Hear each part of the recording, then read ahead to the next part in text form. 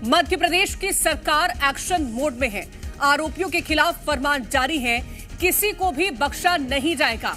वजह है राजधानी भोपाल का हाई प्रोफाइल ड्रग्स केस, जो एक बार फिर सुर्खियों में आ गया है और इस बार हालात बेहद गंभीर हैं, जिन्हें नजरअंदाज भी नहीं किया जा सकता है, क्योंकि जो सबूत जांच में सामने आए हैं वो इस बात की गवाही दे रहे हैं, क्या मध्य प्रदेश का युवा खतरे में है?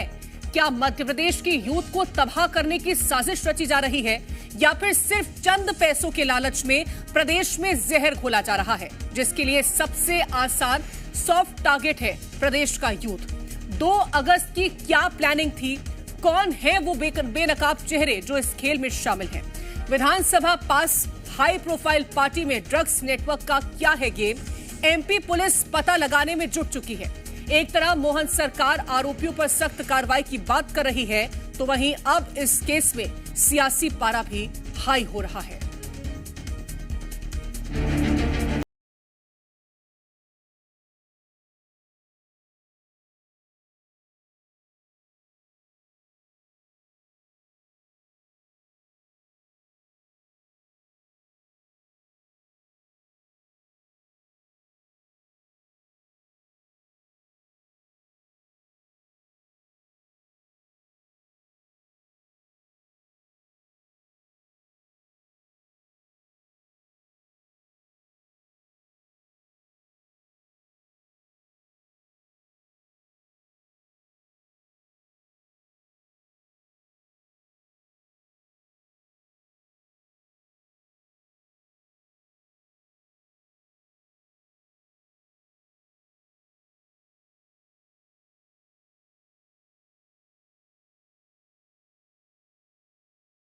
भावना है। इसकी लिंक हमको करीब 5 महीने पहले एक अमला पकड़ा गया था, उससे फरार आरोपी था, उससे मिली है। फिर 2 लोग गिरफ्तार किए गए इसमें, उनकी निशानदेही पर आरोपी को और गिरफ्तार किया गया है। बुधवार के रहने वाले हैं। इनसे एमडी पिस्टल और गाड़ियां जिसमें कि पदार्थ रखा हुआ था बरामद की गई। पूछताछ में यासीन नाम के आरोपी के जो पड़ताल में कुछ आपत्तिजनक वीडियोस मिले हैं, जिसमें कि कुछ ड्रग्स हैं, कुछ आर्म्स हैं।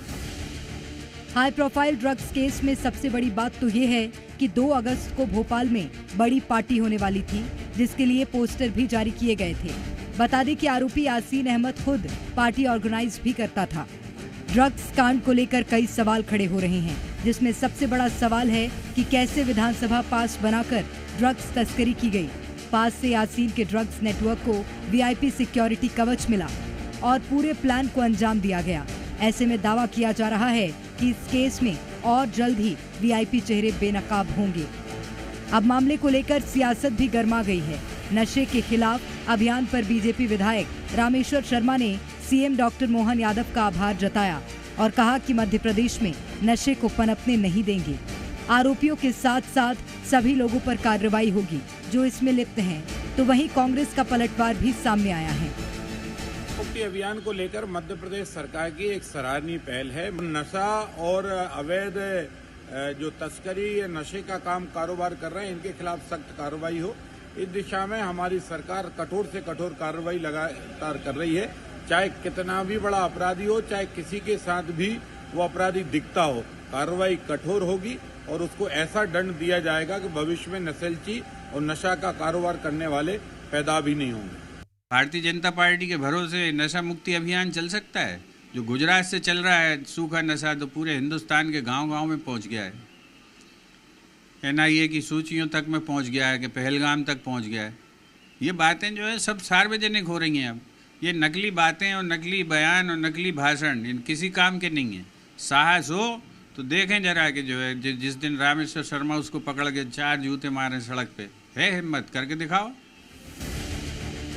ड्रग्स केस में कई गहरे राज छिपे हैं। क्लब, बार और रेस्टोरेंट में ड्रग्स नेटवर्क चल रहा था। वीआईपी पार्टीज में ड्रग्स सप्लाई की जा रही थी।